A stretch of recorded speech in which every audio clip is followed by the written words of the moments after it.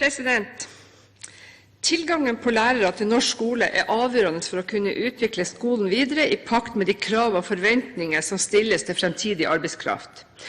Det 13-årige utdanningsløpet står nå foran et markert generasjonsskifte blant lærere, der mange av de mest erfarne lærerne de kommende årene vil takke av etter et langt yrkesliv i klasserommet. I denne situasjonen er det viktig at myndighetene tenker langsiktig og utstyrer seg med et bredest mulig sett virkemidler for å sikre norsk skole et tilstrekkelig antall kvalifiserte og engasjerte lærere. Foruten store lærerkull som nærmer seg pensjonsalder, har skolen en annen betydelig utfordring knyttet til en høy andel ufaglærte lærere, dvs. lærere som mangler godkjent utdanning for det trinnet de underviser på.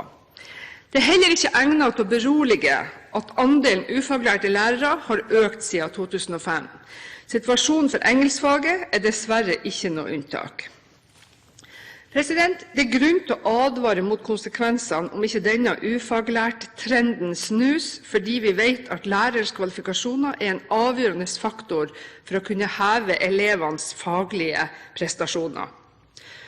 Hva er så status for lærerkompetansen i engelskfaget? En grundig kartlegging av lærerkompetanse i 2007 viste at nærmere 70% av småskolelærerne, over 50% av lærerne på mellomtrinnet og mer enn 25% av lærerne på ungdomstrinnet hadde 0 studiepoeng i faget. Dette er høye tall, og selv om det er igangsatt videreutdanningstiltak for lærere, står dette tilbudet ikke i forhold til det reelle behovet for kompetanseheving hos norske engelsklærere. I motsetning til andre skolefag har engelskfaget den fordelen at dette er mulig å rekruttere fra et internasjonalt lærermarked. Om det ikke er ønskelig med engelsktalende engelsklærere fra 1. klasse, bør det være fullt mulig med engelsktimer på engelsk fra mellomtrinnet, og i alle fall på ungdomstrinnet og i videregående opplæring. Som lærer vil jeg si at det snarere er en fordel om hele timen kunne gå på engelsk. Den finanskrisen vi her i landet så vidt fikk føling med, har i andre land medført store kutt i offentlig sektor. Resultatet er at mange offentlige ansatte har måttet gå fra jobbene sine. Dette er tilfellet bl.a. i Irland, der det nå er utbredt arbeidsledighet blant lærere. Det er i denne situasjonen Høyre vil oppfordre regjeringen til å tenke nytt om lærerrekruttering. På en rekke andre områder i samfunnet har det lenge vært vanlig med arbeidskraft, også utenfra. I skolen har det så langt vært høyst uvanlig å tilsette lærere fra andre land. Men kanskje ikke overraskende er det Oslo kommune som her har gjort det til en viss grad. I en Aftenposten-reportasje fra Oslo-skolen i september 2008 møter vi et knippe lærere som har sine utdanninger fra Sveits, Spania, Pakistan, Nederland og England. I en multikulturell skole som den vi finner i Oslo, men også andre plasser, oppleves utenlandske lærere som en viktig ressurs og på mer enn én måte. Lærere som rekrutteres utenfra må møtes med samme kompetansekrav som sine norske kollegaer, og utenlandske lærere må på vanlig måte søke godkjenning av sin lærerutdanning. Men her må også realkompetansevurdering være ett av verktøyene i en godkjenningsprosess. For Høyre er det også en selvfølge at utenlandske lærere i tillegg må gjennomgå en obligatorisk innføring i prinsippene i norske læreplaner. Jeg er likevel ganske overbevist om at f.eks. irske lærere som lar seg rekruttere til Norge og bort fra arbeidsledighet i hjemlandet, både vil finne seg i det generelle godkjenningskravet og være motivert for et innføringskurs i Kunnskapsløftet for møte med norske elever. Poenget med denne interpellasjonen er å peke på andre mulige måter å forsyne grunnskolen og videregående opplæring med flinke språklærere. Jeg har så langt hatt fokus på engelsk, som er det fremmedspråket alle elever skal lære, og der lærerbehovet naturligvis er størst. Men det er heller ikke vanskelig å tenke seg at lærere fra utlandet kan være en svært verdifull ressurs når det gjelder morsmålsopplæring for elever med annen bakgrunn enn norsk, og selvsagt også når det kommer til undervisning i andre fremmedspråk. Høyre mener vi trenger en mer robust strategi for lærerrekruttering.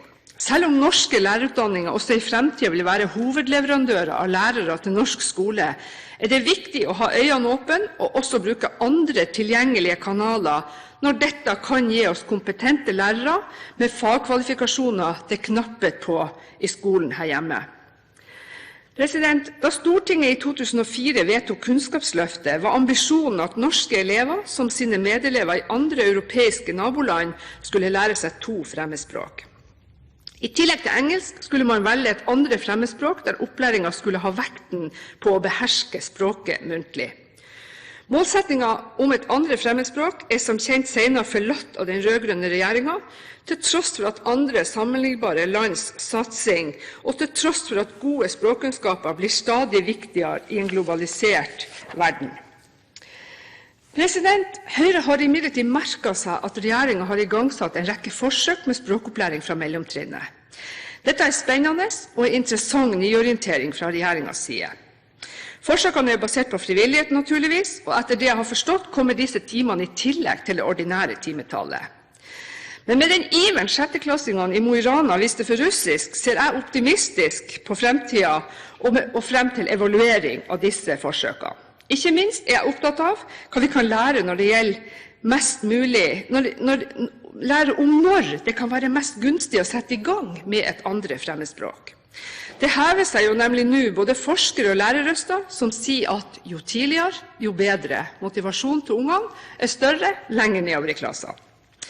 Men tilbake til språklærerne, som er Høyres hovedanliggende i denne debatten. For en uke siden diskuterte vi behovet for en russisk språkoffensiv i nord. For igjen å bruke Mo i Rana-forsøket som eksempel. Lærerne var fra Russland, og uten denne entusiastiske kvinnelige læreren hadde det neppe blitt noe russisk tilbud i Mo i Rana. Da Kunnskapsløftet ble vedtatt med 2 fremmedspråk, ble det samtidig satt inn stimuleringstiltak for å få utdannet flere fremmedspråklærere. Regjeringens reversering av den beslutningen og erstatningen av 2 fremmedspråk for alle til et valgfritt tilbud gjorde at mange lærere valgte å hoppe av sine språkstudier fordi det da var lite sannsynlig at det ville bli bruk for deres kompetanse. Engelsk har her tjent som eksempel, men dersom norsk skole i fremtiden skal kunne gi et utvidet tilbud om opplæring i andre fremmedspråk, kan det bli enda mer aktuelt å se til utlandet for å hente de nødvendige lærerressursene. Språk er viktig, og god tilgang til kompetente språklærere er en forutsetning for å kunne drive god og motiverende språkopplæring i norsk skole. Regjeringen har, som tidligere nevnt, også selv satt i gang forsøk som bærer bud om økt behov for fremmedspråklærere i årene fremover.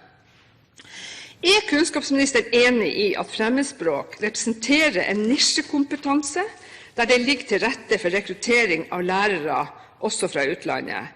Og vil regjeringen ta egne initiativ for å gjøre norsk skoles lærerbehov når det gjelder fremmedspråk, kjent også overfor utenlandske lærere som potensielle arbeidstakere i norsk skole?